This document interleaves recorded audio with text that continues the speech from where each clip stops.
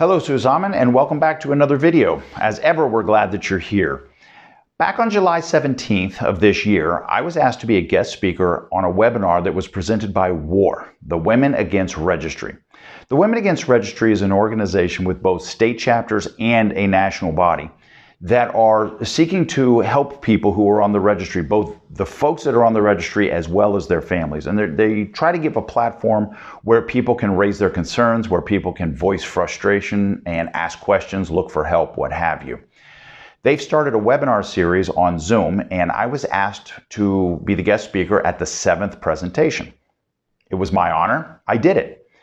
In the end, I ended up speaking for 20 minutes, followed by about an hour and a half question and answer period with the folks who were there at the webinar. On YouTube, we're only going to present just the 20 minutes that I spoke because it's just too big a file for YouTube. But if you want to see the whole webinar, and I highly recommend that you do, then I suggest that you go to our Patreon page and look for it there. It's going to be there. I'm going to go ahead and stop blabbing now. I'm going to let you listen to the presentation. And as ever, I would really enjoy your feedback. Until next time, my friends, bis bald. Tschüss. And welcome back to the War Room. Now let's move right into Stephen Whitsett. We've all been looking forward to Stephen joining us here in the War Room for quite some time. It's taken rigorous effort to actually see his smiling face. So without further ado, let's everyone give a huge round of applause for Stephen Whitsett.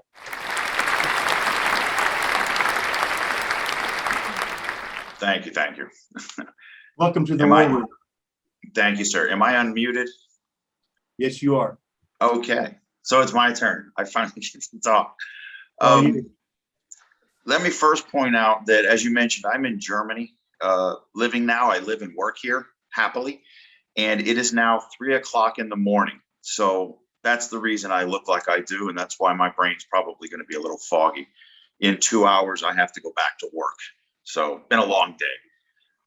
I also really love getting to hear from people directly. It's something I don't often get to do in my own work. And I had prepared statements that I was going to work off of, but quite frankly, I've heard some fascinating things here today that make me want to talk about other things. And one of the things I think that I object to most with the sex offender policy in the United States is the way that it silences people, in the way that it tries to take their humanity from them and make them feel like they're something less than an equal citizen. And it's not just the individuals who are on the registry, it's their families also. I have long talked about the fact that I don't believe that sex offenses involve just one or two people. Obviously, the families of those who are the victims in the cases and those who have arguably perpetrated these crimes, the families are affected also. So we're not talking about just one or two people affected. We're talking often 4, 5, 6, 20 people at a time. And I'm also aware that in the United States, that those who are on the registry, the families that live in the same home with them effectively are also on the registry because they pretty much have to live with the same terms and conditions of supervision as those who are on the registry. But let me also say that we were one of the gentlemen was talking, Mr. Turner. Mr. Turner, I also was in a civil commitment facility. I was one of the very first men in the state of Florida, in fact, in the United States, to have been held under the Civil Commitment Act. Florida always does things to the extreme, as you probably know. There's probably a reason we've coined that term Florida man. Unfortunately, Florida man is a very popular thing here in Europe. People love to watch videos on Florida man. But when I was finished, or not finished, but when I was in the civil commitment facility, I so firmly believed that what was being done was wrong, that it was not only a civil rights violation, but a human rights violation. That many of you probably know, my high school boyfriend flew a helicopter into the facility and smuggled a weapon to me. And I escaped from that facility before crashing. And, there's a manhunt and this, that, and the other. But after I was recaptured, the state of Florida determined that I was such a dangerous prisoner that I was counted among the 24 most dangerous men. And I don't say this for bragging. I say this, I'm embarrassed to have to say this. But because I was considered such a threat, the governor at the time, Jeb Bush, signed an order having me housed on death row. And so I spent 3,651 consecutive days. That's 10 years plus 1 day in maximum isolation. And a good chunk of that time was served on death row. Now, I mention that because when you are on death row, you have plenty of time to think about things at much greater depth than the average person is ever going to have an opportunity to do. And I thought about all of these issues that we're talking today. I promise you that 10 years ago, I was in my cell thinking about this. But one particular incident happened on death row that I'd like to share briefly. And on death row, as you can imagine, they put people to death. And I was in the cell directly above the execution chamber when Paul Hill was executed in Florida. I can't remember the specific date off the top of my head, but we could find it on the internet pretty easily. And while he was being put to death, I was sitting on my bunk and I was thinking to myself, how the hell did I end up in this cell? I come from a solid family. I had an excellent education as a child and as a young man. I served my country honorably in war. And I don't have a death sentence. What the hell am I doing on death row? And so I started thinking about exactly how that happened. What events all piled together led up to this? Now, it was not one, I mean, if you want to argue the escape, but it wasn't just the escape alone that I had. Obviously, I went to prison for a sex offense. When I was 22 years old, I was convicted of having a consensual relationship with a 15-year-old. Let's assume for this argument that I actually did it. And it wasn't just one major event. It was a series of little events. And I shouldn't even say events, little decisions that led me to being in that cell. And all of those little decisions had one thing in common. And that one thing was me. It was me that was making all the decisions, all of me going back to when I was a teenager, that ultimately led to me being in that cell. And I realized for the first time in my life that I was directly responsible for what was happening to me.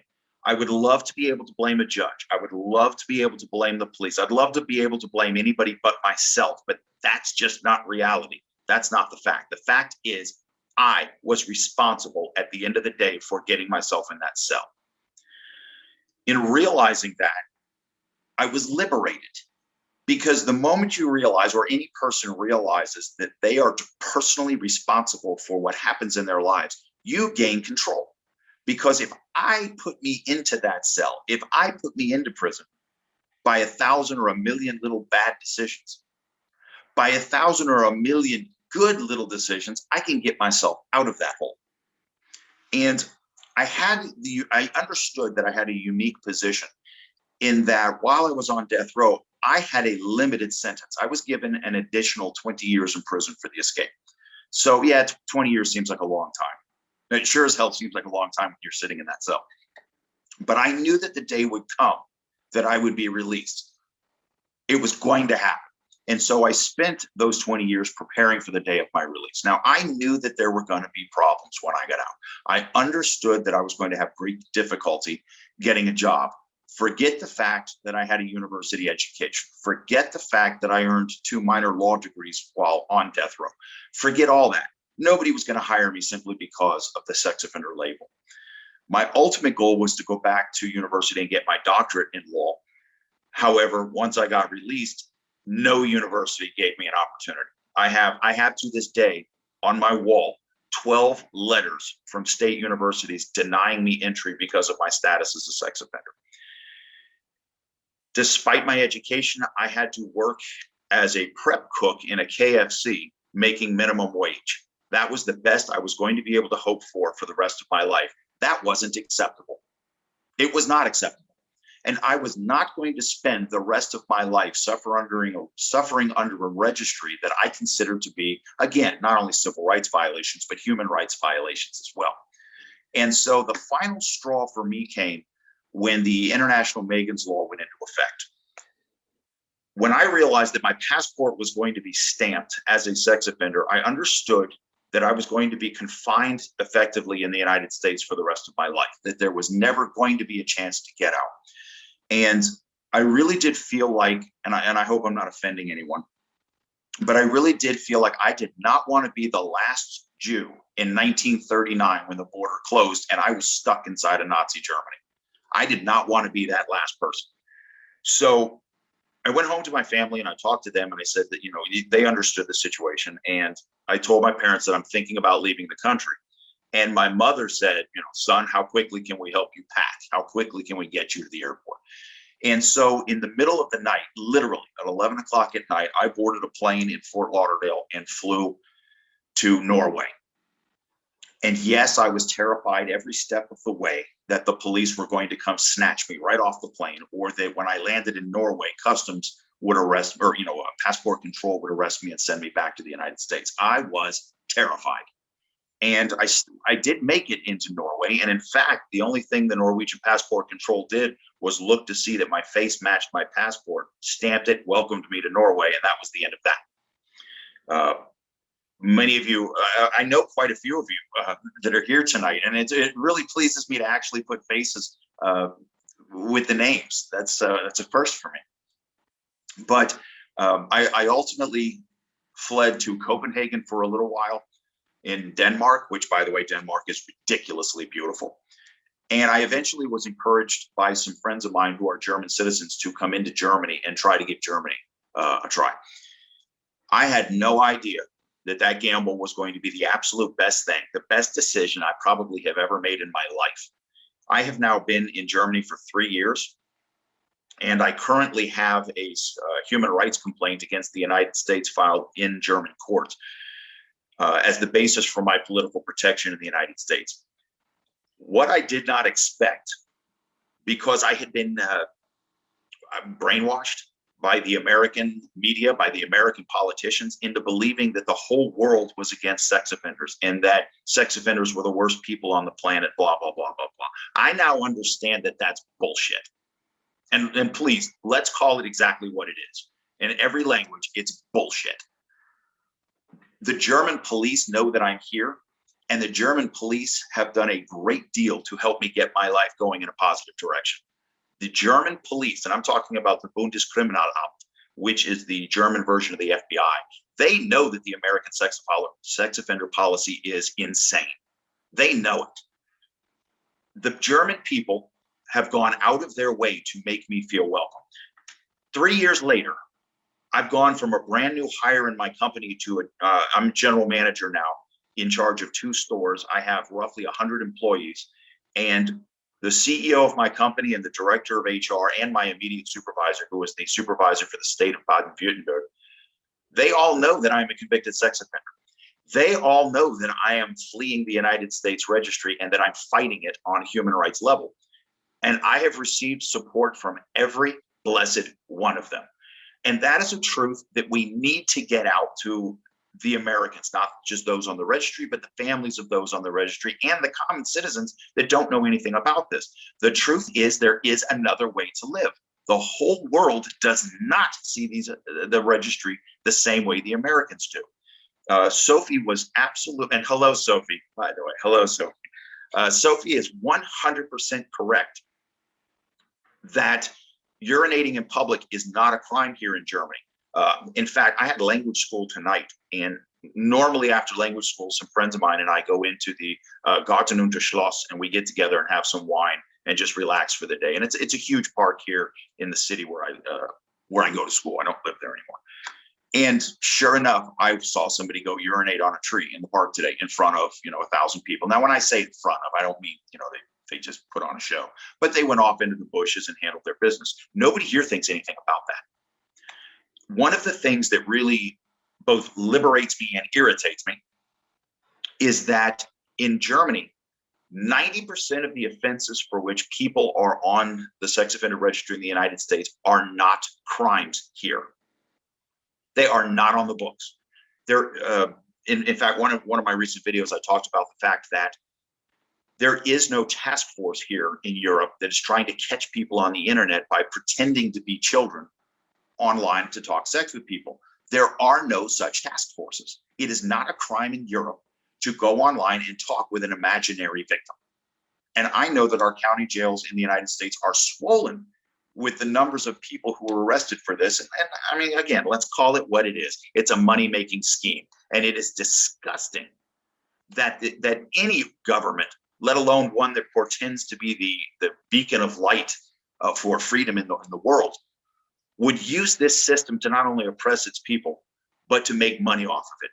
And of all the things I think that my German colleagues and my German friends are offended by, it's the fact that the United States has turned the criminal justice system into a money-making venture.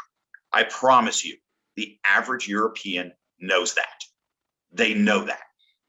And whoever just wrote that, Larry Judd, yes, you're absolutely correct. It's not just Germany, it is all of Europe. Now, thankfully, Europe today, the European Union is kind of sort of like the early United States back when it was a confederacy, where they're affiliated legally, and yet each is still an independent state. But the benefit is that when there is a decision in one court, it affects all the courts here in Europe. And the European courts have already ruled that these civil commitment procedures under which I was held and Mr. Turner was held, they are in fact human rights violations. And they specifically name the sex offender civil commitment policies in Minnesota and California. So the world knows what's going on. The question becomes, what are we going to do about it? I absolutely agree that coming together like this is exactly what we need to do.